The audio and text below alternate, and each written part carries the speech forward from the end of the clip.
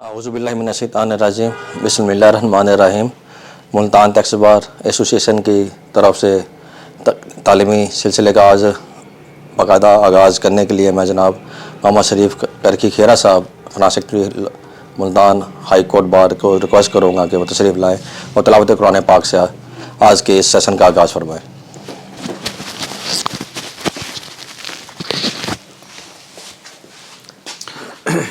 औज़ुबिल्लाहिमिनश्शैतानिर्रजीम बिस्मिल्लाहिर्रहमानिर्रहीम वल अस्रि इन्नल इंसान लफ़ी खुस्र इल्लल्लज़ीना आमनू व अमिलुस्सॉलिहाति व तवासौ बिल्हक़्क़ि व तवासौ बिस्सब्र सदक़ल्लाहुल अज़ीम।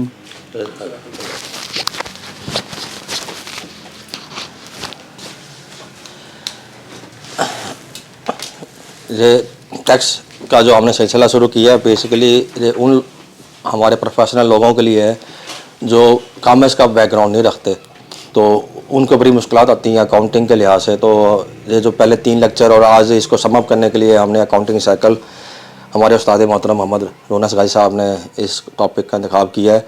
और ये पिछले लास्ट 3 लेक्चर जो हमने अकाउंटिंग प्रॉफिट लॉस अकाउंट और सिंगल एंट्री के ऊपर किए थे, आज इंशाल्लाह इनको अकाउंटिंग साइकिल के ज़रिए समाप्त किया जाएगा। तो मैं बिला किसी ताख़ीर मोहम्मद रोनस गाजी साहब से गुजारिश करूँगा कि वो तशरीफ़ लाएँ और अपने लेक्चर का बाकायदा आगाज़ फरमाएँ।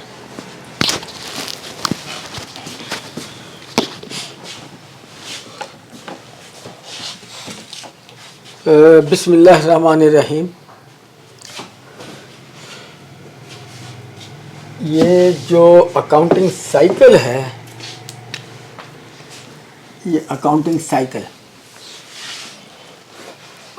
साइकिल का मतलब ये है कि एक सर्कल होता है कि अकाउंट्स उसमें घूम रहा होता है, अब पहली तो बात ये है कि अकाउंट्स जो है ना, जैसे ट्रेन पटरी के ऊपर यानी दो पटरियाँ होती हैं, उनके ऊपर चलती है और एक पॉइंट से लेके आखिरी पॉइंट तक जहाँ तक भी जाएगी वो उनका फासला दरमियान में उतना ही रहेगा, कम नहीं होगा, और 2 ही पटरियाँ इस्तेमाल होंगी और वो जो है ना उसी में ही चलती जाएगी। इसी तरह अकाउंट्स भी हमारा इसी तरह ही चलता है।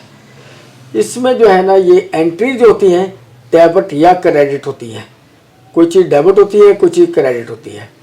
हम जो है ना ये जो है पहले तो बात ये है कि ये जो है ना एक सिंपल एंट्री मैं बनाता हूँ, वो ये है कि हर ट्रांजैक्शन में कोई भी फाइनेंशियल ट्रांजैक्शन होती है ना, उसमें 2 अकाउंट्स इन्वॉल्व होते हैं। अभी मैं एक सिंपल सी मिसाल देता हूँ कि आपने जो है कैश सेल की है, तो कैश आपके पास आ गया, कैश डेबिट हो जाएगा, सेल क्रेडिट होगी, ठीक है, ये होगी। अच्छा, अब आ जाए कि आपने इस सेल को उधार बेचा है, तो आपका जो है ना अब ये उधार वाली है, पार्टी डेबिट ए डेबिट, ठीक है, और सेल क्रेडिट ही रहेगी, ठीक है, पार्टी डेबिट सेल क्रेडिट।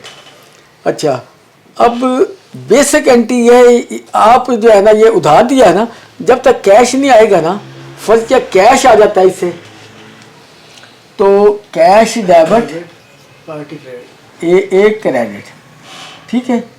अब जो है ना ये ए जो था ना, यहाँ डेबिट था, यहाँ क्रेडिट हो गया, ये कॉन्ट्रा हो गया, अल्टीमेटली वही रह गया कि कैश डेबिट सेल क्रेडिट। अब फर्ज किया तीसरी सिचुएशन ये है कि आपने ए को बेचा है सेल की, ठीक है। अच्छा, अब आपने किसी और के पैसे देने थे, तो आप इसको डायरेक्शन दे देते हैं कि बजाय कि मुझे आप पेमेंट करें, चेक बैंक की ट्रांजेक्शन भी होगी तो कुछ टाइम भी लगता है तो आगे चला जाता है। वो कहता है कि जी आप जो है ना ये बी को दे दे, ठीक है ना। अब बी को जो है ना, बी के आपने देने थे, बी को जब आप देंगे तो बी को डेबिट करेंगे और ए को क्रेडिट करेंगे, ठीक है ना। आपका बी का क्रेडिट खत्म और सी का ए का डेबिट खत्म। ए का डेबिट खत्म।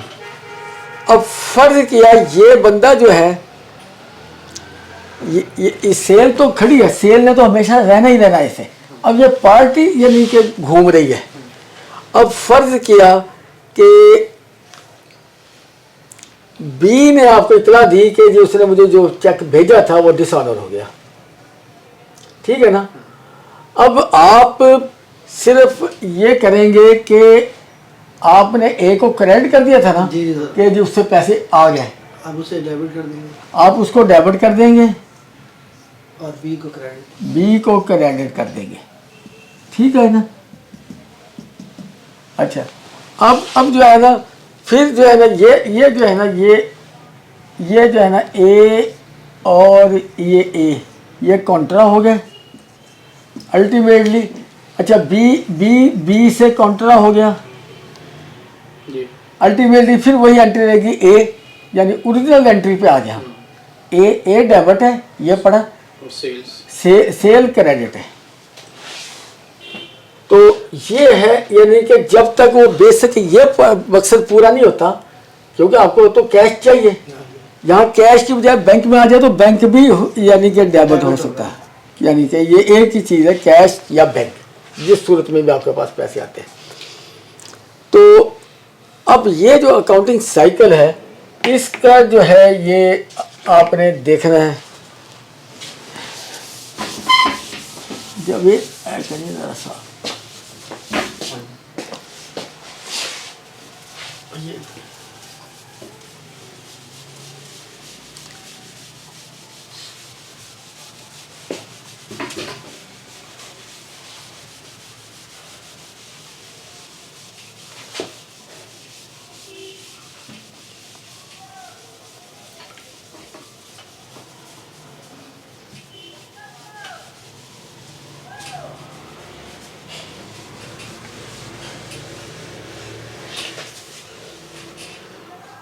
अब जो है ये हम देख रहे हैं कि जो टैक्स प्रैक्टिस करते हैं उनको अकाउंट्स के मुतालिक सबसे ज़्यादा जो वास्ता पड़ता है, जो मसला आता है उनको, वो जो है बिजनेस इनकम होती है।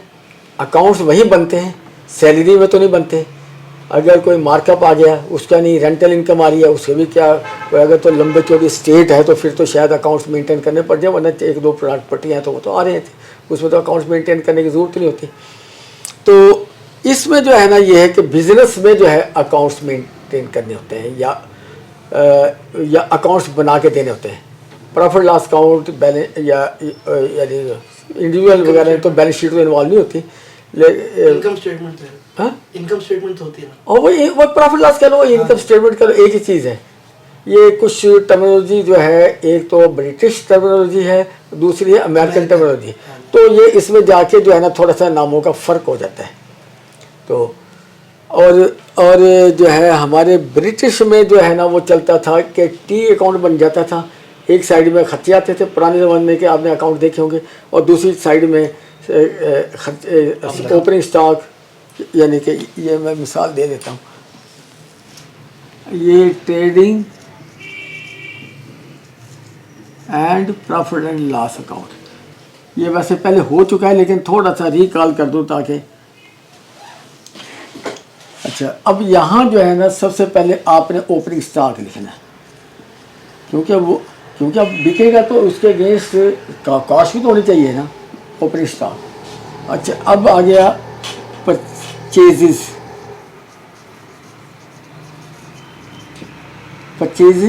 एंड रिलेटेड एक्सपेंसेस,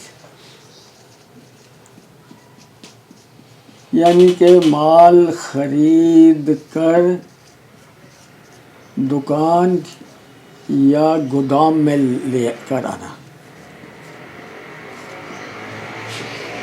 तो इसमें जो है ना, यानी कि अगर हेडवाइज देखा जाए तो फ्रेट भी हो सकता है, रास्ते में टोल टैक्स लगते हैं, टैक्स और लोडिंग अनलोडिंग है सर। हाँ, लोडिंग अनलोडिंग, लोडिंग अनलोडिंग, ये थोड़ा सा इसका मैं क्लियर कर दूं। लोडिंग अनलोडिंग तो है, लेकिन ये ख़रीद पर है। जी जी, अगर सेल कर रहे हैं, सेल का खर्चा नीचे आएगा, बिल्कुल ठीक। ठीक है ना। ये खरीद, ये देखें मैंने लिखा है परचेजेस एंड रिलेटेड एक्सपेंस, ये परचेज रिलेटेड एक्सपेंस हम नहीं ले रहे। अगर हम जो है ना सेल का भी यहाँ खर्चा डाल देंगे वो सही नहीं। सही। यहाँ तो हमने ग्रॉस प्रॉफिट देखना है कि हमने कोई माल लाए हैं और उसको बेचने में हमारा उसमें ग्रॉस क्या आ रहा है। अभी तो अभी दुकान के खर्चे, एम्प्लॉइज के खर्चे, अगर कोई जो है ना ये जो है इस परचेजेस से रिलेटेड कोई एम्प्लॉइज हैं जो परचेज करने जाता है, वहाँ से सेलेक्ट करता है, उनके भी खर्चे जो हैं परचेजर्स एक्सपेंसेस। परचेज पे सर को कमीशन अगर दिया तो वो भी डायरेक्ट एक्सपेंस है। हाँ, वो भी डायरेक्ट। अच्छा, इसमें जो है ना परचेजर्स एक्सपेंसेस में, इसमें तो एक तो पहले सैलरी भी होगी, कुछ जो बंदे रखे होंगे, ठीक है। फिर उसका जो है ना ये ट्रैवलिंग, ठीक है। फिर ये बोर्डिंग लॉजिंग भी हो सकता है, हालांकि ये रूटीन के प्रॉफिट लॉस के खर्चे हैं, प्रॉफिट लॉस के खर्चे हैं। लेकिन ये क्योंकि परचेज से रिलेटेड है, जो बंदे परचेज करें उसके हैं, वो जाते हैं, जाके कहीं ठहरते हैं, वहाँ ट्रेवलिंग एंड कन्वेंस कह लें। और अगर कोई गाड़ी दे रखी है तो वही का रनिंग भी हो सकता है, फ्यूल एंड मेंटेनेंस वगैरह। हाँ, वही हो गया, रनिंग भी आ गया। मेंटेनेंस, व्हीकल की डेप्रिसिएशन होगी जो यहाँ इस्तेमाल हो रही है, और इसके बाद बाकी जो है ना इसके जो है ना वो जो रिपेयर, मेंटेनेंस एंड फ्यूल सारे। अगर कोई ड्राइवर रखा हुआ है वो प्लस ड्राइवर भी यहाँ आ जाएगा, यही आएगा, क्योंकि वो परचेज से रिलेटेड काम में इन्वॉल्व है। जैसे ये खुद जिसको गाड़ी दी हुई है वो परचेज से रिलेटेड, उसके सारे खर्चे यहीं आ रहे हैं, सैलरी भी उसकी यहीं आ रही है, ठीक है। अच्छा, अब जो है ना यहाँ जो है ना, यहाँ इस साइड पे सेल आएगी, ठीक है। अब आपने ये ओपनिंग स्टॉक है, आपका ये परचेजेज है या जो कुछ भी है सारा कुछ। अब यहाँ जो है ना क्लोजिंग स्टॉक आ जाएगा,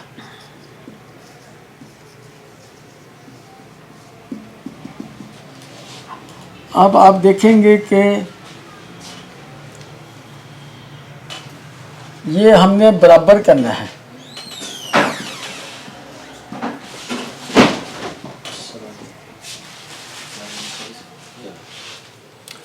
इसको हमने बराबर करना है।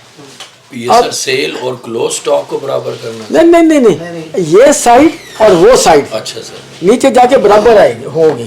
अब इसमें जो फर्क आएगा तो वो प्रॉफिट या लॉस होगा। अगर तो वो साइड ज्यादा है, सेल और क्लोजिंग स्टॉक, इसमें तो आपके पास सेल हुई है और रेवेन्यू आ गया उसका सेल का, और ये क्लोजिंग स्टॉक भी बचा पड़ा है, और ये आपके अखराजात हैं। इससे अगर ज़्यादा है वो साइड, तो आपको इसको बैलेंस करने के लिए आप कहेंगे ग्रॉस प्रॉफिट, ठीक है।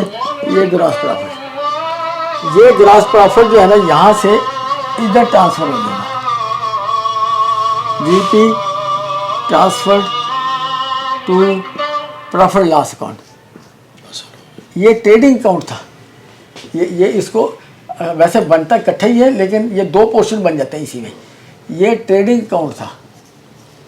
अगर इसको इसका अलग अगर देखना चाहें ना कि ये क्या था, ये ट्रेडिंग अकाउंट था, और ये जो है ना ये प्रॉफिट लॉस को ट्रांसफर हो गया, GP BF from trading account, ठीक हो गया। अब फिर उसके बाद जो है ना अब प्रॉफिट लॉस के एक्सपेंसेस जो भी है वो तो एक रूटीन के जो खर्चे होते हैं, सारे खर्चे यहाँ एक एक करके आता जाएगा।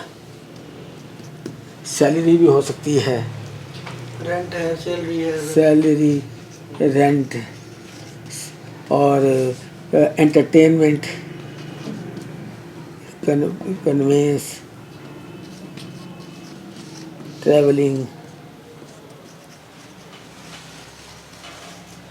और इसी तरह जितने भी खर्चे होंगे ना, जो ऑफिस मेंटेनेंस के, बिजली भी आएगी यहाँ। ये इलेक्ट्रिसिटी। हाँ,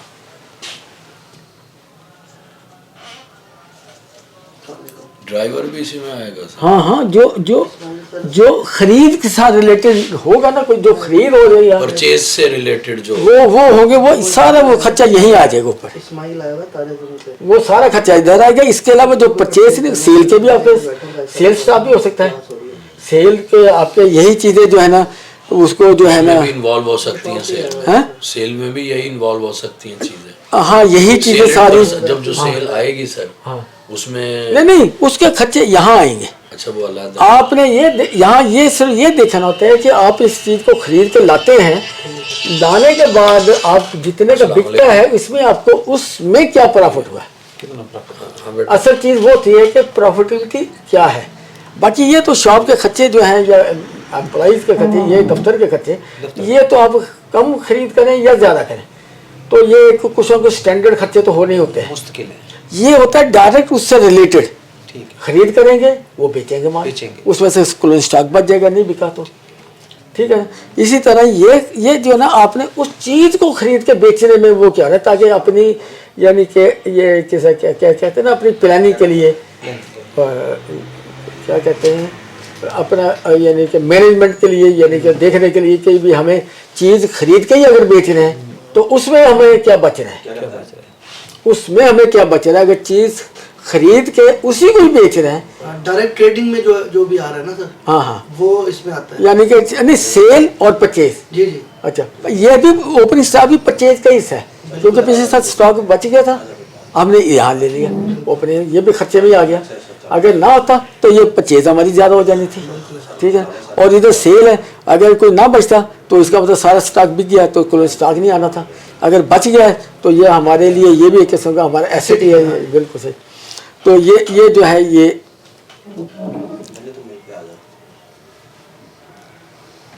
हाँ भी जवेद, वो कितने ये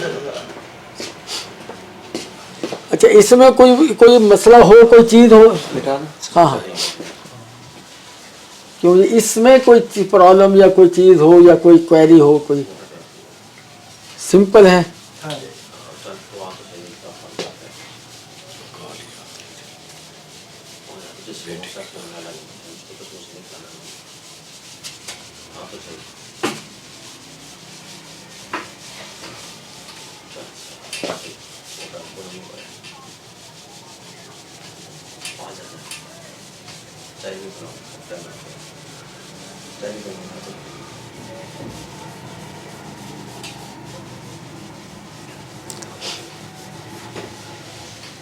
अब इसकी होती है क्लोजिंग एंट्रीज, यानी बुक कहते हैं ना कि हम किताबें क्लोज कर रहे हैं, बुक क्लोजिंग। Book closing. अब बुक क्लोजिंग जो है ना, आम तौर पे किसी को पता ही नहीं होता कि ये क्या चीज़ होती है, ठीक है ना। बुक क्लोजिंग बिल्कुल सही। किसी को नहीं पता आम तौर पे, ये अकाउंट्स वाले हमारे बंदे हैं, उनको भी नहीं पता होता है कि ये क्या चीज़ होती है, जिसको क्लोजिंग कहते हैं। तो क्लोजिंग में जो है ना, ऐसे होता है कि जैसे आपको मैंने ए और सेल का चलाया था कि जब तक वो यानी कि अकाउंट्स जो है ना आपस में चलते रहते हैं, फिर वापस उसी पोजीशन पर आ जाते हैं, जब तक कैश और सेल नहीं होता वो चलता रहता है। इसी तरह अकाउंट्स जब मेंटेन होते हैं ना, उसमें काफ़ी कुछ इन्वॉल्व हो रहता है, काफ़ी कुछ इन्वॉल्व हो रहता है। अब जो है, ये जो खर्चे हैं और इनकम या रिसीट, यानी कि रेवेन्यू रिसीट जिसे कहते हैं, एक तो वैसे भी हो सकता है किसी यानी कि किसी ने एडवांस भेज दिया आपको, वो तो आपकी रेवेन्यू रिसीट तो नहीं कहलाएगी, वो तो आपकी लायबिलिटी बन जाएगी, वो तो बैलेंस शीट में जाएगी। यहाँ जो होता है ना कि जो रेवेन्यू अकाउंट होते हैं ना, इसको हम कहते हैं टेम्परेरी अकाउंट। इन्होंने यानी कि एक वक्त पे आके ख़त्म होना होता है, ख़त्म होना होता है, टेम्परेरी है ना सर वो? टेम्परेरी है इन्होंने। और आप साल बाद, क्योंकि नॉर्मली साल बाद अकाउंट्स बनते हैं, साल के जब आखिरी दिन होता है ना, इन्होंने उसमें जाके ऐसी एंट्रियां बनेंगी जिसमें रेवेन्यू अकाउंट ख़त्म हो जाएंगे। और आप जो है ना इसको जो है ना आपने देखा होगा कि ये है, आवाज आ रही है? ये जो है ना ट्रेडिंग हाँ, मैं वो एक लेक्चर में हूँ असल में। And profit and loss account for the year ending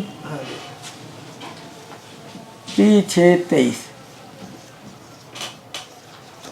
ठीक है, अच्छा ये है, ये यानी एक पीरियड होता है जिसका ये प्रॉफिट लॉस अकाउंट बनता है। आप अगर बनाना चाहें तो for the month of July 2022 भी कह सकते हैं। ठीक है, आप जुलाई, आप 15 दिन का भी बनाना चाहें तो फॉर द पीरियड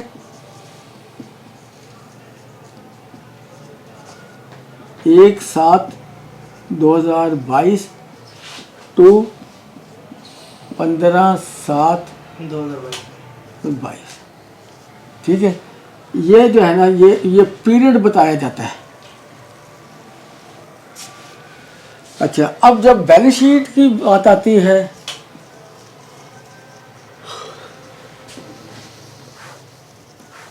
ये है टेम्परेरी आइटम।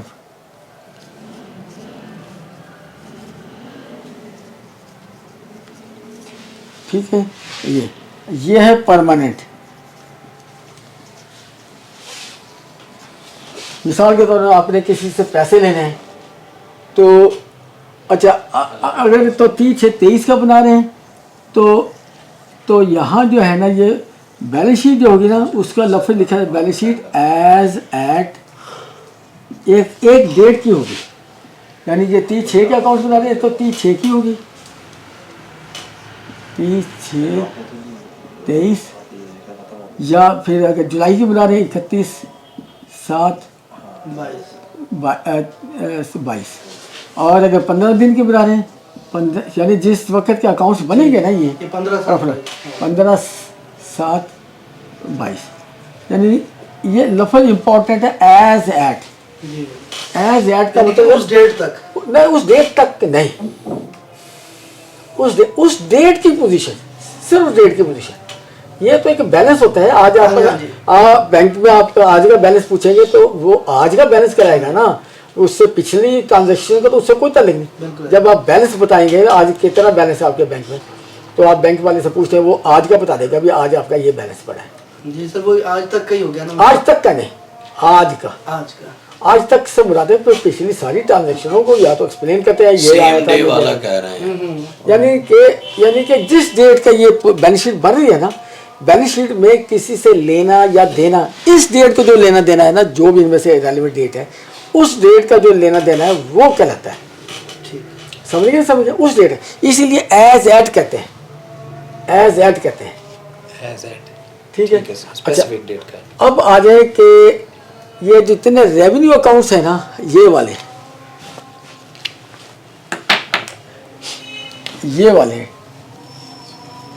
ठीक है, ये जो है ना, ये जिसको आप यानी ओपनिंग स्टॉक कहते हैं ना, ओपनिंग स्टॉक कहते हैं, ये पिछले साल की बैलेंस शीट में से आता है। यहाँ ओपनिंग स्टॉक क्या देते हैं इसको आसानी के लिए, वरना एक्चुअली लफ्ज़ स्टॉक है। स्टॉक ओपनिंग स्टॉक यहाँ आ जाएगा। ठीक है, क्योंकि बैलेंस शीट का हिस्सा था तो यहाँ आ गया। तो और इसकी जो एंट्री होगी वो भी आपको बता दूं कि जी ओपनिंग स्टॉक, क्रेडिट स्टॉक या क्लोजिंग स्टॉक कह दें पिछले साल का। वैसे टेक्निकली एक ही लफ्ज़ स्टॉक अकाउंट ही होता है, लेकिन यहाँ लाने के लिए आप उसको ट्रांसफ़र करते हैं। एंट्री ये करेंगे, ये इसको कहते हैं ना trading and profit loss account, ये एक किस्म का आप ये एंट्रियां करेंगे तो ये डेवलप होगा। आपने पिछले साल का स्टॉक जो था वो आपने यहाँ ले आए, एंट्री की, स्टॉक को क्रेडिट किया, ट्रेडिंग अकाउंट को डेबिट किया, ठीक है ना। ये इसको हम कहेंगे, इसको जो है ना, ये जो है ना ट्रेडिंग अकाउंट को डेबिट कर रहे हैं। एक्चुअली हम ट्रेडिंग अकाउंट को डेबिट कर रहे हैं और स्टॉक को क्रेडिट कर रहे हैं। तो स्टॉक जो है ना आपके पास बैलेंस शीट के ऊपर आते हैं, इतनी रकम से कम हो जाएगा। फिर एक्सपेंस यानी परचेज एंड रिलेटेड एक्सपेंसेस, यानी इसको कह रहे हैं कि ये जो है ना ये ट्रेडिंग अकाउंट से मुतल्लिका खर्चे। आप ट्रेडिंग अकाउंट को डेबिट करेंगे,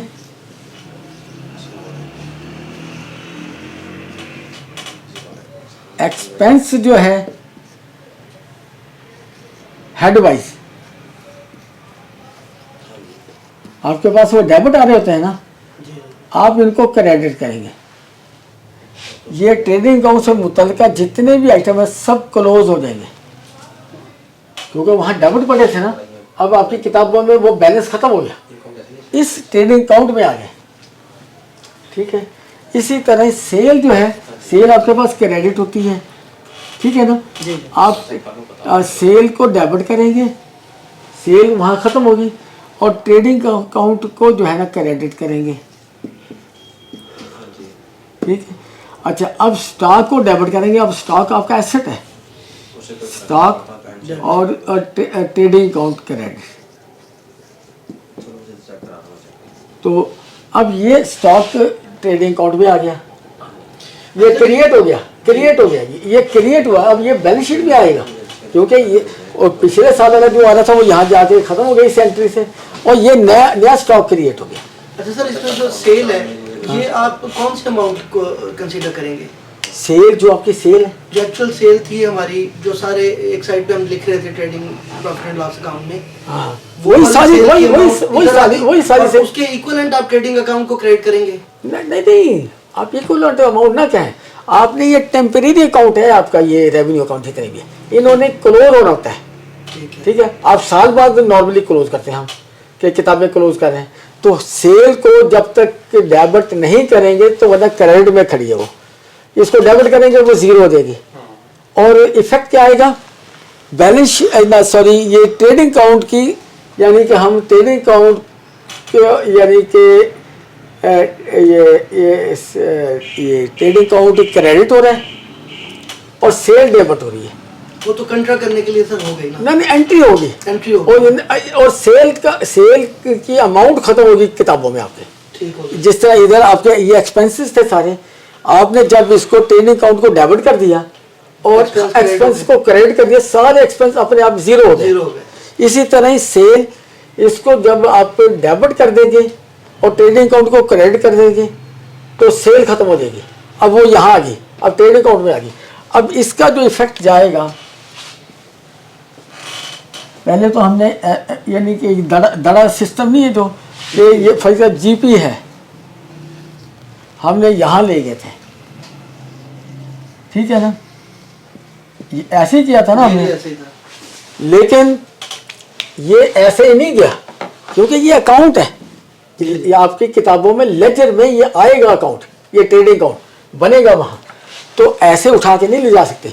इसकी जो एंट्री हो रही होती है वो हो रही होती है कि आप जो है ना इसको ये साइड ज़्यादा थी, जीपी जब भी बना ना जी सर, तो ट्रेडिंग अकाउंट को डेबिट करेंगे,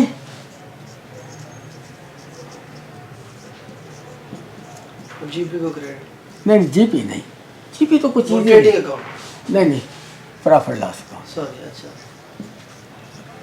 ठीक है ना। देखो ना, अब इस एंट्री के जरिए जा रही है, वरना तो हम तो वैसे ही करते हैं ना कि ये जो जीपी आया तो इसको नीचे उठा के ले गए। टेक्निकली यही समझाने वाली बात है कि हर चीज़ की एंट्री हो रही होती है, क्योंकि ये अकाउंट है, हम जब इसको लफ्ज अकाउंट बोलते हैं ना, जब बनाते हैं, तो ये इक्वल होना चाहिए। नहीं, इक्वल नहीं, एंट्रियां हो रही है कोई, जिसकी वजह से ये इसकी पोस्टिंग आ रही है इधर, पोस्टिंग आ रही है इधर, यानी बैक पे एंट्रियां हो रही होती हैं। और एंट्रियां होने से अब यहाँ से इधर ही जाना था, तो ये जो है ना, इसकी ये एंट्री जब तक नहीं करेंगे, ये इधर से इधर नहीं जाएगा। अब ये इधर आ गया। अब इसमें जो है ना, प्रॉफिट लॉस एक्सपेंसेस ये क्रेडिट हो जाएंगे, ठीक है। और ना प्रॉफिट लॉस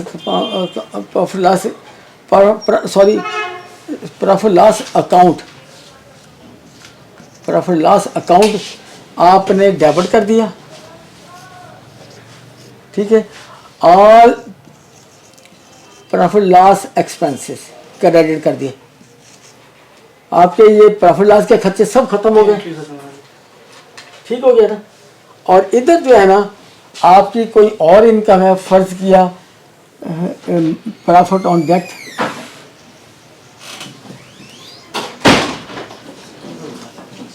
एक तो आपकी ये है ना, ये प्रॉफिट एंड डेट भी हो सकता है, रेंट भी हो सकता है, रेंटल इनकम, रेंट खर्चा भी हो सकता है, लेकिन आपने नेट ऑफ नहीं करना।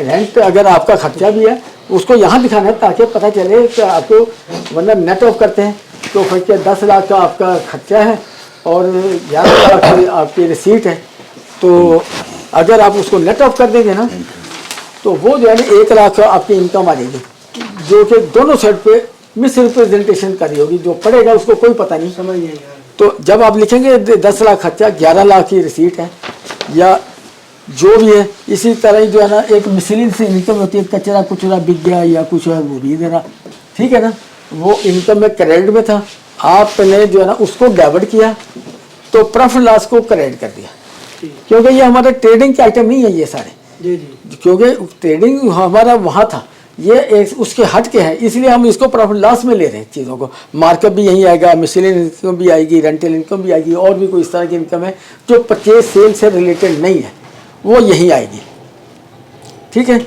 अब जो है ये जब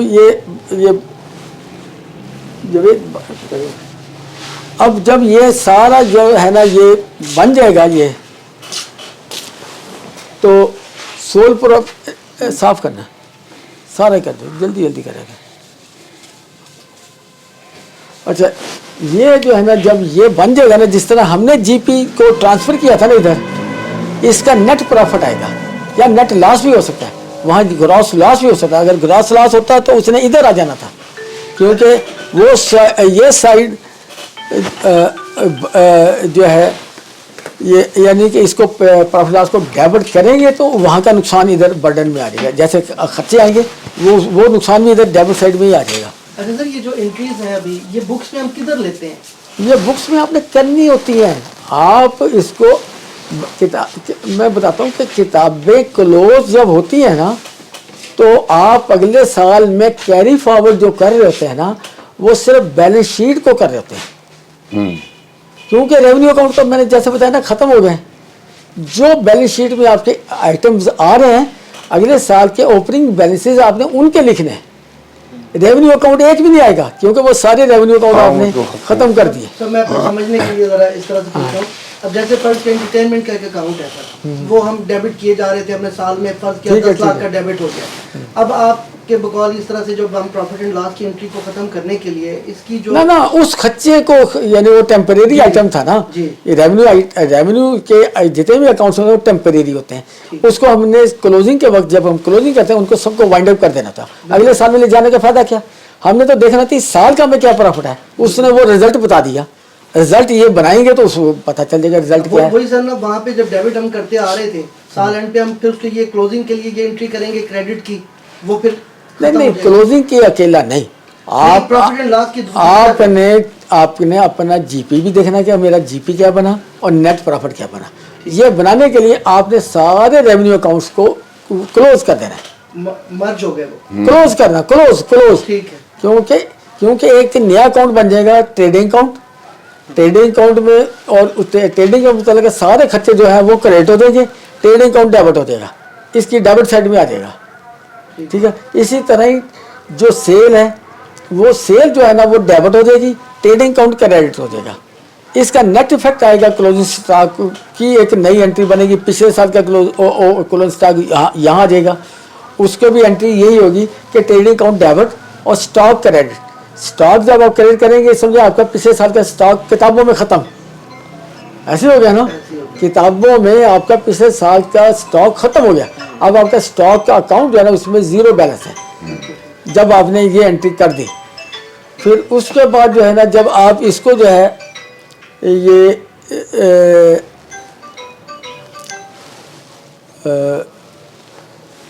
ओपनिंग जो बैलेंसेस करेंगे नहीं ना, नहीं, इसको ट्रेडिंग अकाउंट का जो डिफरेंस आएगा तो आप इसको क्लोज करेंगे प्रॉफिट लॉस के साथ।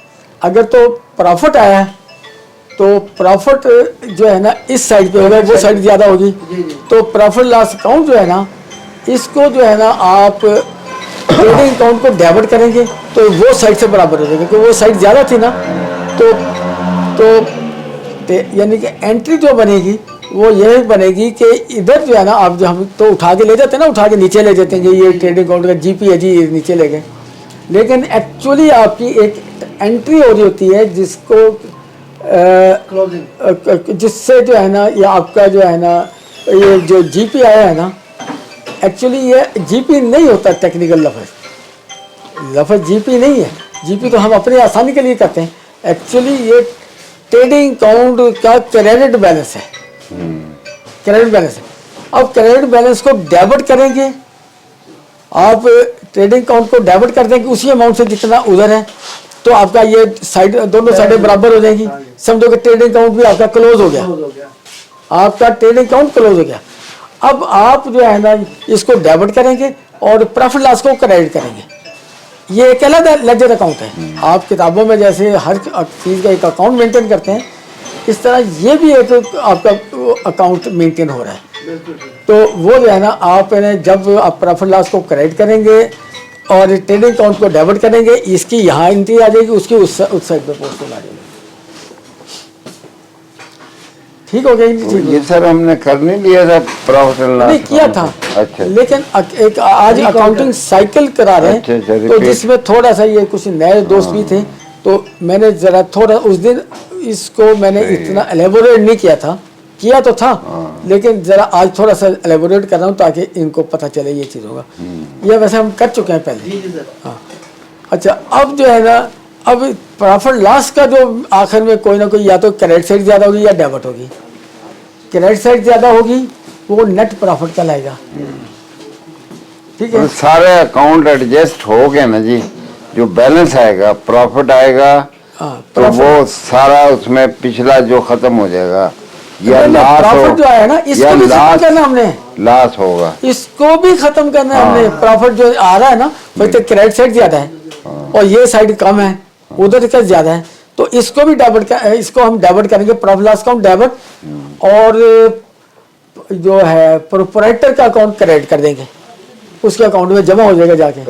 फॉलो करेंगे नहीं करेंगे? ये अकाउंटिंग साइकिल है।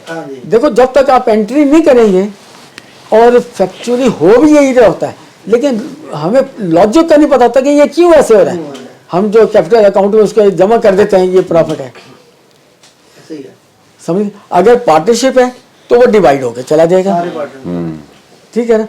और अब रह गया टैक्स का मामला, कि भी आपका जो टैक्स लायबिलिटी बनती है वो जो है ना, नेट प्रॉफिट तो यही होगा जो आपने देना है, नेट प्रॉफिट तो यही होगा। मैं थोड़ा सा नेट प्रॉफिट बिफोर टैक्सेशन इस तरह लिखेंगे ना सर? नहीं नहीं नहीं नहीं नहीं नहीं नहीं, वहाँ अकाउंट चलते हैं। ये पहला तो हो गया ट्रेडिंग अकाउंट,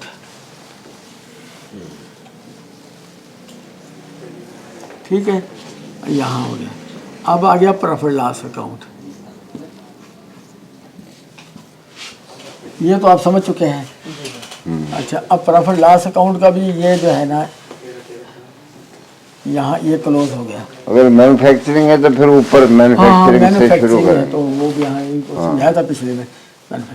अब आपका जो है ना यहाँ, यानी ये साइड ज़्यादा है, इधर लिखेंगे तो ये पूरी होती है साइड, ठीक है ना। अब आप जो है ना क्योंकि टैक्सेशन का भी मामला होता है। ये थोड़ा सा सोफिस्टिकेटेड सा आइटम है। यहाँ जो है ना ये बस ऐसे धक्के से होता है कि जी टैक्स को क्या करें। अब यहाँ जो है ना एक अकाउंट बनेगा profit and loss appropriation account.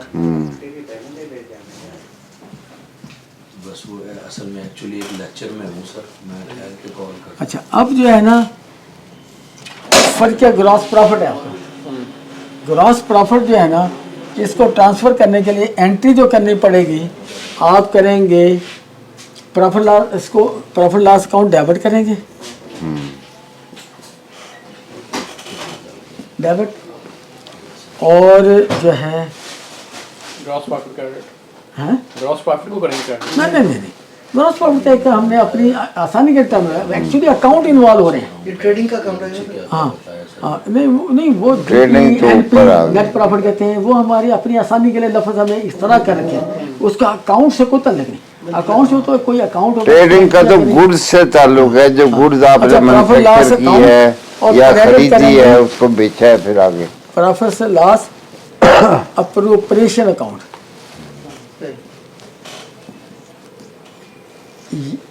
ये जो है ना ये यहाँ आ जाएगा, यानी एंट्री जब आएगी ये अकाउंट बनेगा, इसके क्रेडिट में आ जाएगा। ठीक है, अब आप कहते हैं कि क्योंकि आपने इनकम टैक्स रिटर्न में नेट प्रॉफिट देना होता है जिसमें टैक्स का कोई ताल्लुक नहीं होता। अब आप यहाँ करेंगे कि इनकम टैक्स, अगर तो पे कर दिया है ठीक है, नहीं किया तो ये आएगा खर्चे में, यहाँ ये किस्म का खर्चा यही है। और ये जो है ना आप जो है ना इसको फिर पेबल दिखा देंगे, क्योंकि ये तो जब मुशर्रा बनाते हैं उस वक्त ये पता चलता है कि ये कितना आपका बनता है। हाँ, इसको पेबल में दिखा देंगे, पेबल, और यानी पेबल दिखा देंगे, पेबल क्रेडिट, ये डेबिट और पेबल। और इसके बाद जो है ना ये जब पेबल में क्रेडिट आ गया ना, जब पे करेंगे तो ये कैश हो जाएगा, ये डेबिट हो जाएगा, कैश क्रेडिट, कैश या बैंक जो भी है, यानी कि ये जो है ना इससे जो है ना ये पेबल भी बात खत्म होगी। ठीक है, अच्छा, अब इनकम टैक्स जो है ना ये खर्चा आ गया। अब बाकी जो बचा फर्ज का प्रॉफिट ही बच गया। अब पार्टनर ए है, ठीक है ना ओनर, आप कैपिटल अकाउंट कह के ना, कैपिटल अकाउंट भी कह सकते हैं, या अगर पार्टनरशिप फर्म है तो capital account A B C, जितने पार्टनर आप यहाँ कर देंगे तो ये जो है ना ये बराबर हो जाएगा, या जो शर्त यानी ये जो आप डिवाइड हो जाएगा ना, बकाया जो एग्रीमेंट है उसके मुताबिक हो पार्टनरशिप डीड के मुताबिक, हाँ। उसके मुताबिक जो है ना यहाँ जो रकम आई थी ना आपका ये नेट प्रॉफिट, हाँ। ये एनपी, ये जो है ना इसमें से टैक्स लेस हो जाएगा प्रैक्टिकली जो हो रहा है, और बकाया अमाउंट जो है उनका कैपिटल अकाउंट में चली जाएगी। ये यानी कि ये टैक्स वाला भी जो है ना वो भी क्लोज हो गया। और इसी तरह ही जो है सारे टेम्परेरी अकाउंट, बाकी तो फिर वहाँ रह जाएंगे रिसीवेबल और पेबल जो अकाउंट्स होंगे।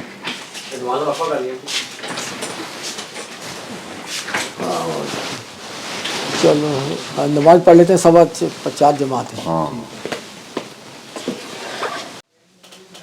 यानी कि बैलेंस शीट में लिखा जाता है एज एट, वो एक डेट की होती है पोजीशन। आप ये नहीं कहते for the year, for the फलां, फॉर द मंथ, नहीं, वो तो रनिंग अकाउंट तो होता ही नहीं। यानी एक जैसे सैलरीज हैं, आप 12 महीने की सैलरी देते जाएंगे, वो क्यूमुलेट होता जाएगा।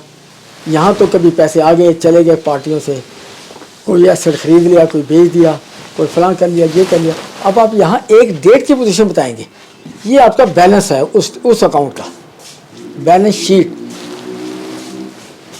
चलो नमाज, पेबल और रिसीवेबल जो अकाउंट होंगे वो उसमें बैलेंस शीट में पेबल, रिसीवेबल, एसेट्स, लायबिलिटीज, ऐसा, बिल्कुल। बैंकों के बैलेंस अगर आपके हैं और अगर लोन्स हैं, हाँ, वो वो है। सारे वो उसमें आ जाएंगे। और Outstanding जितने भी, हाँ। डेट के होंगे, जी जी आप उसको एज ऐड तो कहेंगे, 30 से 2023 हाँ। जैसे एज ऐड तो कहेंगे, लेकिन ये नहीं कि फॉर द ईयर एंडिंग, उसका ईयर से क्या ताल्लुक, उसने तो बैलेंस बताना है।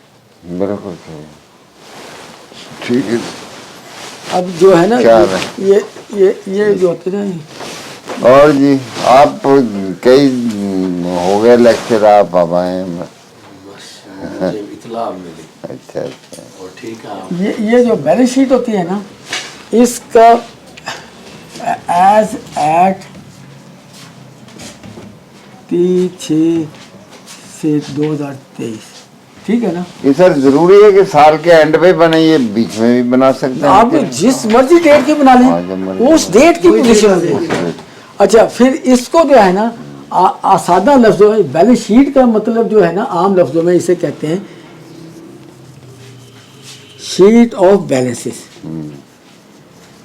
क्योंकि ये परमानेंट अकाउंट्स हैं। ये उस वक्त ही फर्ज किसी से लेने पैसे, जब तक पैसे आते नहीं उसका अकाउंट आप, जैसे रेवेन्यू अकाउंट तो आपने प्रॉफिट लॉस में उधर ट्रांसफर करके ख़त्म कर दिया, जीरो कर दिया। ये जब तक आएंगे नहीं पैसे या राइट ऑफ आप नहीं करेंगे, ये नहीं मिलने, तो उस वक्त तक तो वो आउटस्टैंडिंग ही रहा है ना। तो ये जो है ना शीट ऑफ आउटस्टैंडिंग बैलेंस जो है ना, ये carry forward to next year, ये बैलेंसेस होंगे। ये balances sheet of balances, balance sheet नाम इसका लिखा है बैलेंस शीट, ये टेक्निकल नाम, लेकिन actually it is a sheet of balances जो इस वक्त आपके पास किताबों में है, बाकी सब खत्म हो गए, ये है। अब ये जो है ना, इन्हीं को आपने अगले साल की किताबों में ओपनिंग बैलेंस लिखना है। ठीक सर, ठीक। बाकी फिर आगे ये बड़ी बेसिक चीज है सर, ये ना ये जो अब बता रहा हूँ ना, ये चीज़ें ये बेसिक नहीं है, ये यानी किताबें क्लोज करना। हाँ। ये आम बंदों को, अकाउंट्स वाले बंदों को भी नहीं पता, बस एक ये प्रॉफिट लॉस का बैलेंस शीट बना लेते हैं, लेकिन उनको लॉजिक का नहीं पता होता कि ये पीछे इसके लॉजिक क्या है, क्यों ये बन रहा है, लफ्ज़ अकाउंट क्यों लिखा जा रहा है। अकाउंट ऐसे अगर आप ये किताबों में एंट्रियाँ करेंगे तो ये भी एक लेक्चर में, जैसे आपके एंटरटेनमेंट का अकाउंट है, ट्रैवलिंग का अकाउंट है, परचेज का अकाउंट है, सेल का अकाउंट, ये भी ट्रेडिंग अकाउंट भी लेक्चर में एक अकाउंट खुलेगा, मेंटेन होगा। आगे जाके ट्रेडिंग अकाउंट का जीपी जो बनेगा, जिसको हम यानी प्रॉफिट कहते हैं, ग्रॉस प्रॉफिट कहते हैं, एक्चुअली इस अकाउंट को हम जो है ना डाइवर्ट करके उसको क्रेडिट कर देंगे प्रॉफिट लॉस अकाउंट में, ये वहाँ चला जाएगा, वहाँ फिर आगे उसमें आएंगी, फिर नेट प्रॉफिट जो है नेट प्रॉफिट पार्टनर्स को चला जाएगा या प्रोप्राइटर में।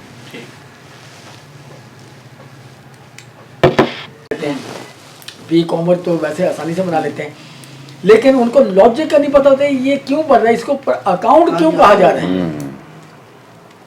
समझ गए सर? चलिए अपने बात करते हैं।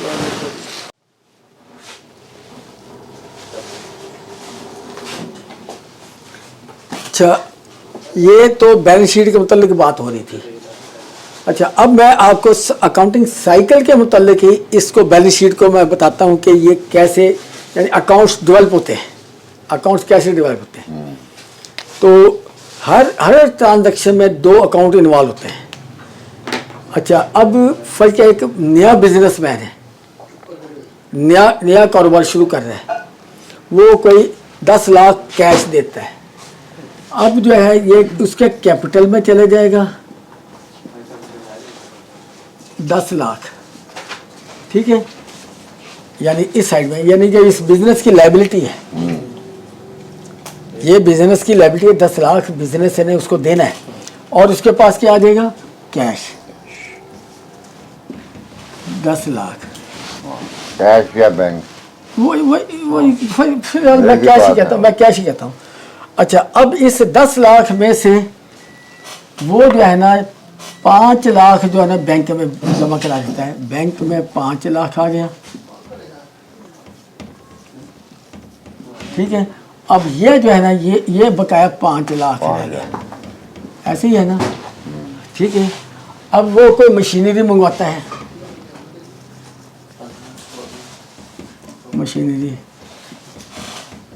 ये फर्क 4 लाख की मंगवाता है, ठीक है। अगर तो कैश देता है तो ये 1 लाख रह जाएगा, यही आएगा। फर्ज क्या, वो उधार पे लेता है तो फर्ज क्या एक करेक्टर का नाम आया। कैरेक्टर का नाम आ गया 4 लाख। ठीक है, ठीक। अब इसमें से 2 लाख वो दे देता है, ये कैश 3 रह गया। ठीक है, अब ये लाइबिलिटी भी 2 लाख की रहेगी। ठीक है, ये देखो ना कैसा साइकिल अपने आप चल रहा है। कोई चीज आप करते जाएंगे तो इसका जो है ना ऑटोमेटिक इफेक्ट बैलेंस शीट पे जा रहा है, बैलेंस शीट पे जा रहा है, बैलेंस शीट पे जा रहा है। अच्छा, अब आप कोई अखराजात करते हैं, अब सिर्फ मैं ये बताने के लिए, वरना बैलेंस शीट से अखराजात का तल्लक नहीं होता, लेकिन अल्टीमेट इम्पैक्ट जो है ना, ये जो कैपिटल अकाउंट है ना, एक्सपेंसेस, इनकम, इसका जो नेट ऑफ होता है, जैसे पहले बताया कि वो जो नेट प्रॉफिट आएगा, दे। हाँ। नेट प्रॉफिट जो होता है वो जो है, नेट प्रॉफिट जो है वो जो है ना उसके ऊपर जाना, इनकम माइनस एक्सपेंसेस, यानी नहीं, मैं कहता एक खर्चा ही हुआ है। फर्ज किया कि आपने एक महीने की सैलरियाँ दे दी, तो सैलरियाँ जो दी हैं वो टेम्परेरी अकाउंट है जो क्लोज हो जाना है अल्टीमेटली। उसका इम्पैक्ट आप आज भी देख सकते हैं कि उसका कहाँ जाएगा, उसका इस पे जाएगा। ये इसका कैपिटल जो है ना 10 लाख से कम हो जाएगा। फर्ज किया एक महीने में 50 लाख की सेल हुई है, और जो है उसको सेल करने के जो अखराजात हुए 45 लाख हुए, ये 5 लाख बढ़ जाएगा। ये क्यों, उधर कैश या रिसीवेबल में आ जाएगा। ठीक है ना, कैश या रिसीवेबल में आ जाएगा उधर, और इधर, क्योंकि ये दोनों साइडों ने, इन्होंने दोनों ने बराबर रहना था बैलेंस शीट।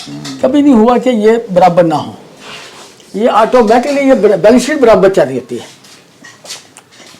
नाम ही इसीलिए बैलेंस रखा गया है। नहीं, बैलेंस तो इसलिए कहते हैं कि ये एक डेट के बैलेंसेज है, शीट ऑफ बैलेंसेज, जैसे मैंने ये एज एट वाला, as at sheet of balances as at फलान डेट, उस डेट के बैलेंसेज की शीट है। ये 2 है, ये सर को दे दो, मुझे 1 लाख। ठीक हो गया जी। सर बिस्मिल्लाह करें, ठंडे हो गए। हाँ सोसा पे थोड़ी बाल पॉइंट गिरी हुई है। हाँ मेरा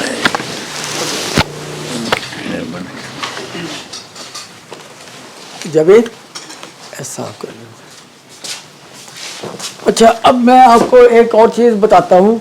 अकाउंट्स मेंटेन करने के 2 तरीके हैं। एक है कैश बेसिस, आपने टैक्स के केसेस में पढ़ता है कि आपका मेथड ऑफ अकाउंटिंग क्या है, वो कहते हैं कैश है। दूसरों में ये जो हमारा जो है अक्रूवल बेसिस है, या उसको मर्केंटाइल सिस्टम भी कहते हैं, एक ही चीज़ है।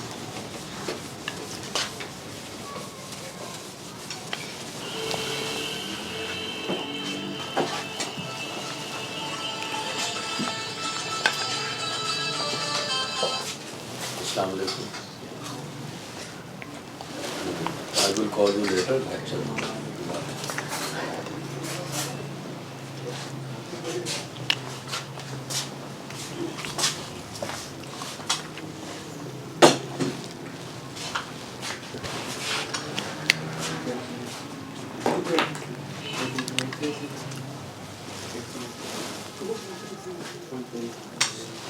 मेथड ऑफ अकाउंटिंग, यानी अकाउंट मेंटेन करने के तरीके। एक है कैश,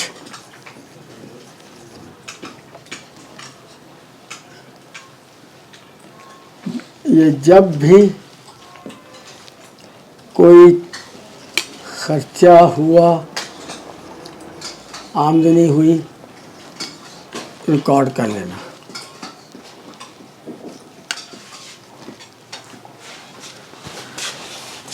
अच्छा, इसका सबसे बड़ा नुकसान जो है ना, ये प्रैक्टिकली इसलिए ये एप्लीकेबल या प्रैक्टिकल नहीं है, ये टेक्निकली, कि इसमें सबसे बड़ी खामी जो है वो ये है कि इससे रिजल्ट सही नहीं मिलते। मिसाल के तौर पे आपने जो है ये परचेज की, आपने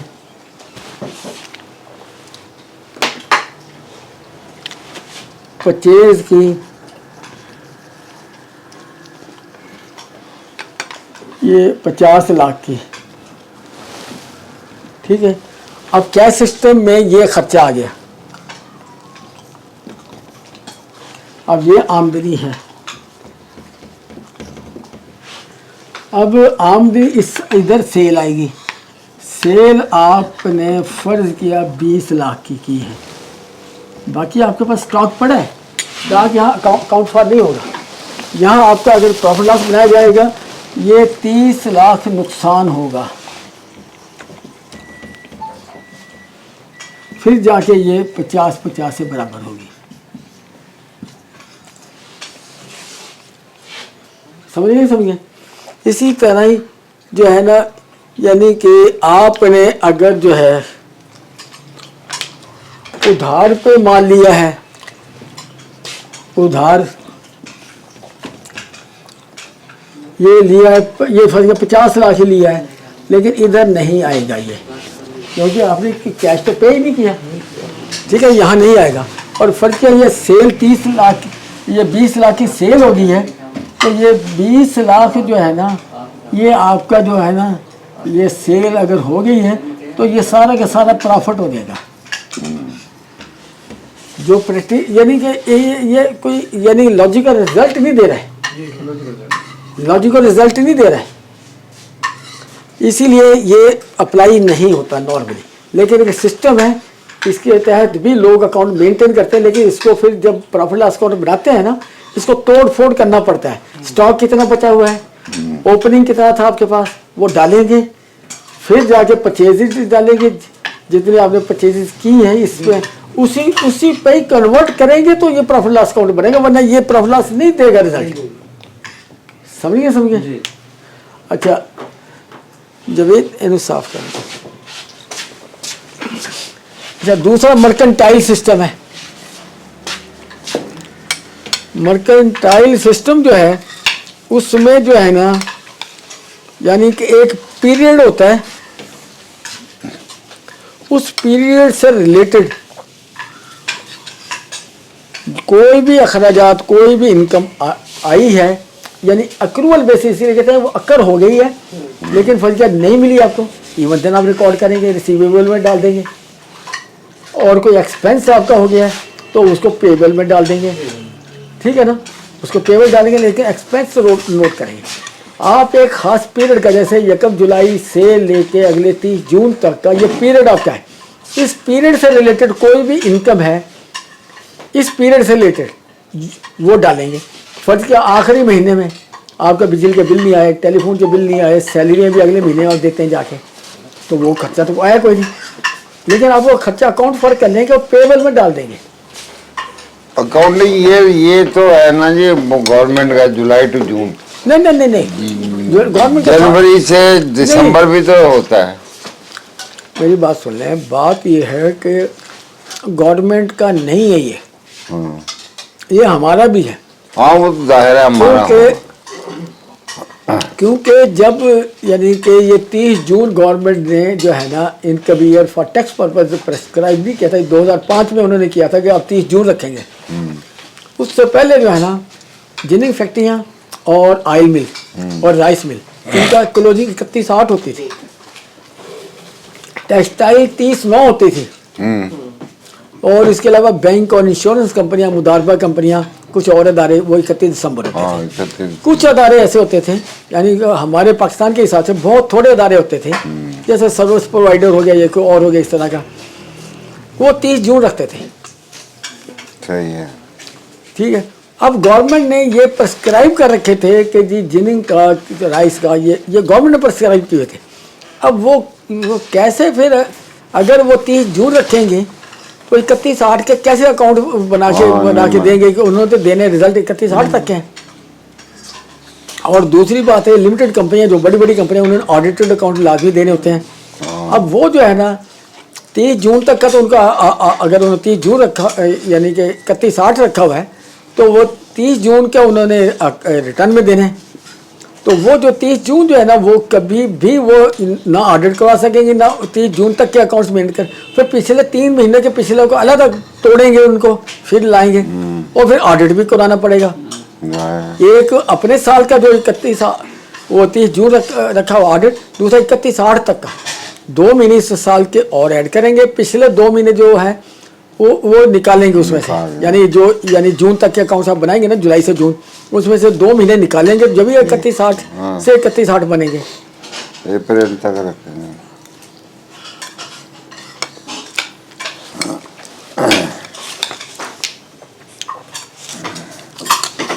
और ये भी आपको बता दूं, क्योंकि अदारों के लिए बड़ा मुश्किल होता है टूटे फूटे अकाउंटों को फिर मिला के उस गवर्नमेंट के साल के मुताबिक डेवलप करें। लिहाजा वो जो है ना अपने साल जो है ना अकाउंटिंग ईयर इसको मैं कहूँगा, वो जो है ना वो अपने जो है ना वो ही अडॉप्ट करते हैं जो गवर्नमेंट ने उनके लिए प्रिस्क्राइब कर दिया है। दूसरा साल वो नहीं रखते, वो अकाउंट बन ही नहीं सकते। फिर जो गवर्नमेंट के साथ डीलिंग होती है वो तो जून तक ही होती है नहीं। नहीं उनको जो गवर्नमेंट ने कह दिया ना कि आपने ये साल रखना है, आपका ये साल है, उन्होंने उस साल के मुताबिक बनाने, लेकिन वो कैसे बनाएंगे? उनका तो साल भर जून में ख़त्म हो रहा है, गवर्नमेंट के आप 31/8 बनाएं, या टेक्सटाइल जैसे 30/9 चल रही थी सारी, और गवर्नमेंट ने एकदम तब्दील कर दिया 30 जून। तो अब अगर 30 जून नहीं करते, अपने कहते हैं हम तो 31/9 ही रखेंगे, हमारा चलता आ रहा पुराना। हाँ, फिर उन्हें अलग अलग बनाने पड़ेंगे। वो एक मुसीबत होगी। वो ऑडिट भी वो कैसे तोड़ फोड़ करेंगे? गवर्नमेंट ने ये 36 जो है ना ये किया है ना, यानी तकरीबन सबका कर दिया, सिवाय बैंकिंग, इंश्योरेंस और फला सबका 30 जून साल कर दिया। वो इसलिए किया है कि कोई एक अदारे के दूसरे से रिजल्ट कंपेयर करना आसान हो जाए, या एक अदारे ने कोई ट्रांजैक्शन कर रखी है दूसरे ने नहीं की, पकड़ी जाती है। अब साल डिफरेंट हो तो एक दूसरे को अकोमोडेट कर देते हैं कि जी हमने तो लेट की थी एंट्री। अब सबके साल 30 जून होंगे, तो वो जो है ना कोई जो है ना ऐसा कोई अगर किसी ने कोई मिसिंग कर गया है ना, वो पकड़ा जाएगा। वो दूसरा नहीं कह सकता जी मैंने ये लेट की थी। हाँ, यानी उसके साल में उसने उस वक्त डाली कि जी ये तो इस वक्त हुई थी, लिहाजा ये इसने अगले पीरियड में डाल दी है।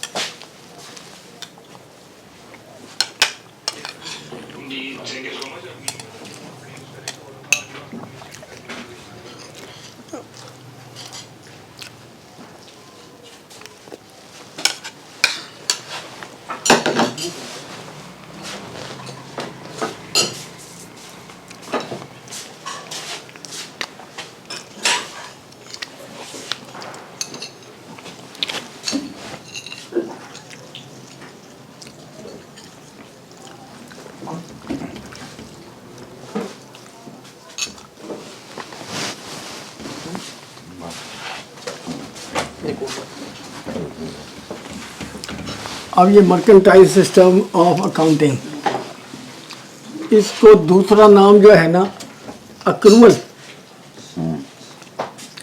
यानी अकर हो गया है। आपने इसको भी रिकॉर्ड करना है कि पे किया या नहीं किया। इसमें होता है income and expense related to a period is recorded in that period। फर्क कैश नहीं भी दिया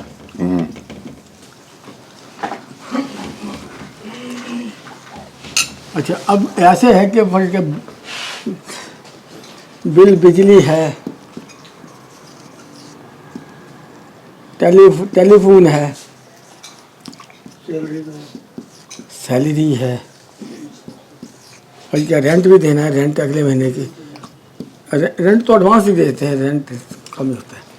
इस तरह कोई खर्चा जो यानी कि अब ये इनकम ये प्रॉफिट लॉस जो बनता है ना account for the year ending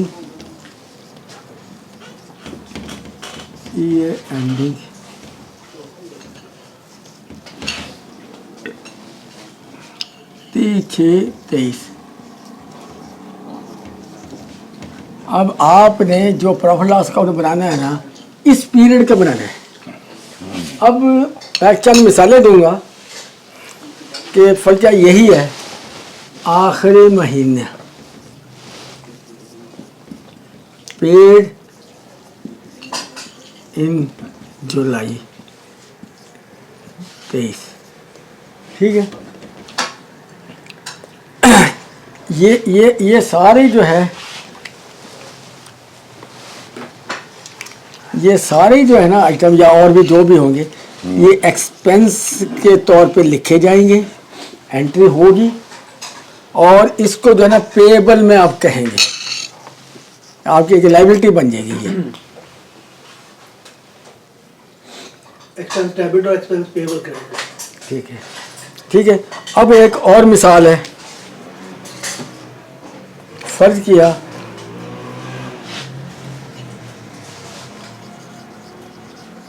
insurance है, इंश्योरेंस का पीरियड आपका है जनवरी 2023 दिसंबर 23, ये आपने पे कर दिया। अब ये सारा खर्चा तो इसमें नहीं ना बनता, हमने तो इस पीरियड तक का लेना है, इससे आगे का नहीं लेना। जून तक का लेना।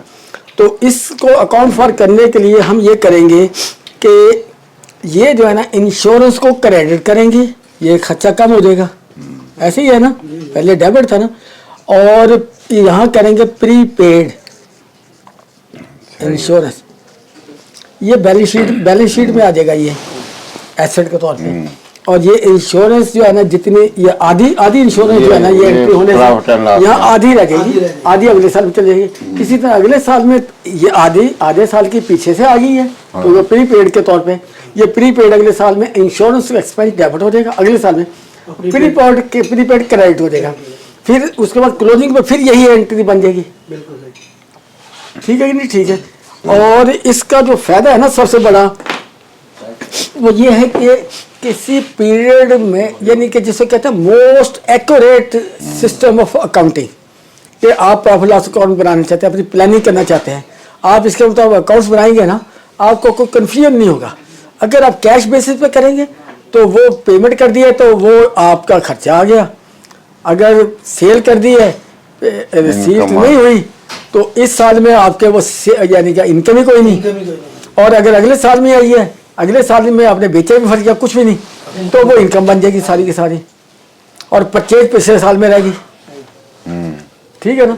ये चीज़ें जो है ना, जिससे यानी कि आपका जो है ना प्लानिंग गलत हो सकती है, कि आपको सही रिजल्ट का नहीं पता चलेगा कि ये कैश अकाउंटिंग सिस्टम क्या दे रहा है। अगर सेल ही क्रेडिट पे हो गई है तो वो भी नहीं आएगी फिर हैं? सेल अगर क्रेडिट पे हुई है कहाँ, वो भी नहीं आएगी। कहाँ में ये कैश वाले उसमें वो तो डेबिट पार्टी को करेंगे। कैश को नोट कर रहे हैं। हाँ जी, आपने सेल कर दी क्रेडिट पे और वो आएगी, और माल आपने उधार पे ले रखा है, तो सेल सारी आपकी इनकम बन जाएगी। हाँ जी, हाँ जी। और वो जो क्रेडिट आप कह रहे हैं ना, वो तो क्रेडिट, ये जो आपकी गुड्स है ना, उनकी तो सेल हो गई है।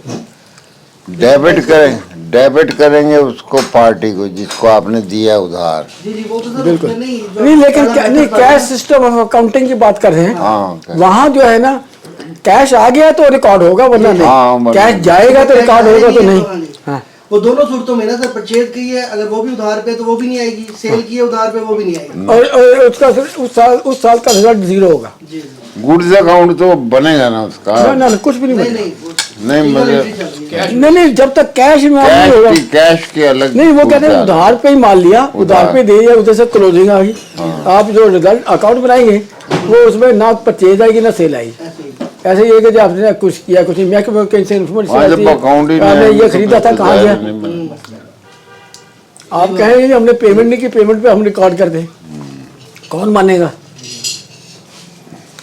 सर एक क्वेश्चन और है सर, जो हमारा अनअर्न्ड रेवेन्यू होता है उसको सर हम अपनी टैक्स रिटर्न में उसको शो करवाएंगे, उसकी एंट्री करेंगे या नहीं करेंगे? देखें, मेरी बात सुने, तो एडवांस के तौर पे, मिसाल के तौर पे। नहीं, मेरी बात सुने, जैसे हमने ये इंश्योरेंस पे की है, जी। हमने जून के बाद वाले पीरियड भी कर रखी है, ये इसमें से निकाल देंगे, ठीक है ना। इसी तरह ही आपको कोई रेंट मिल गया है, जी। फर्ज का कोई बंदा साल का रेंट दे देता है और दिसंबर के हिसाब से दे रहा है, तो 6 महीने का तो आप अकाउंट फॉर करेंगे, ठीक है। 6 महीने का जो है ना अनअर्न रेंट ठीक में है। ले देंगे। ठीक है, ठीक हो। समझे आपने उस पीरियड से रिलेटेड फाइनेंशियल ट्रांजेक्शन को इनकॉर्पोरेट करना है। भाई यहाँ ये देखो ना, related to a certain period. जी जी, तो ये डेबिट थी वैसे सर उसको अपोर्शन करना बड़ा मुश्किल नहीं हो जाएगा? नहीं, रेंट की तो समझ है कि वो तो 12 महीने का डिवाइड करेंगे 12 से। और क्या चीज़ है? मैं उसकी मतलब सेल की बात कर रहा हूँ। नहीं, सेल तो होगी, सेल तो होगी। आपको चाहे रिसीव हुआ या नहीं हुआ, होता ही नहीं है। सेल एडवांस तो थोड़ी आएगी सर। नहीं, अगर आपकी मिसाल के तौर पे आपने किसको एडवांस आपको मिल गया है, मिल गया वो आपने एडवांस supply नहीं, नहीं की क्या वो तो सेल है ही नहीं हाँ, आपकी, वो तो लाइबिलिटी हो गई। वो तो सेल liability है। सेल नहीं ठीक है। वो तो लाइबिलिटी, वो तो डायरेक्ट लाइबिलिटी है। जब तक गुड्स नहीं आपकी वो गोदाम से बाहर निकलेंगी, दूसरे के पास जाएंगी, वो सेल नहीं। Unearned income. नहीं, पार्टी क्रेडिट होगी। Party credit. अनअर्न्ड तो वहाँ होता है जहाँ कोई पार्टी पता ही का नहीं नाम है। ना हो। नहीं, पता तो है इंश्योरेंस कंपनी है, लेकिन हम उनको नहीं करते, हम अनअर्न्ड इनकम कह देते हैं। हाँ जी, हाँ जी। एसेट बना लेंगे, अगले साल में जाके ये इनकम में चला जाएगा, अनअर्न्ड इनकम जो है ना वो करेक्ट हो जाएगी।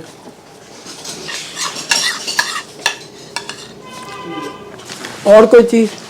बस सर, ये तो क्लियर है। 5 बज गए, छुट्टी करें। अभी टॉपिक तो काफ़ी है मेरे पास। हाँ, तो चलते रहेंगे ये जुमा बस। पूरी शीट भरी हुई है।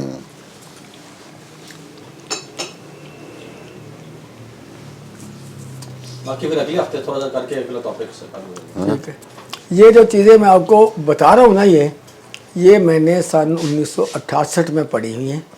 ये बेसिक सी चीज़ है। जब मुझे अकाउंट का पता नहीं होता था, FA करके मैं लाहौर गया था BCom करने, वहाँ मैंने पढ़ा था ये उस वक्त। ये बेसिक चीज़ है, बिल्कुल एलिमेंट्री, पहले साल में। उसके बाद ये जैसे अगले साल आते गए, एडवांस से एडवांस चीज़ें आती गई। CA में उससे भी ज़्यादा एडवांस। दोबारा तो इनको मैंने देखा भी नहीं, लेकिन फिर भी जो है ना, एक यही में कॉन्सेप्ट है। हाँ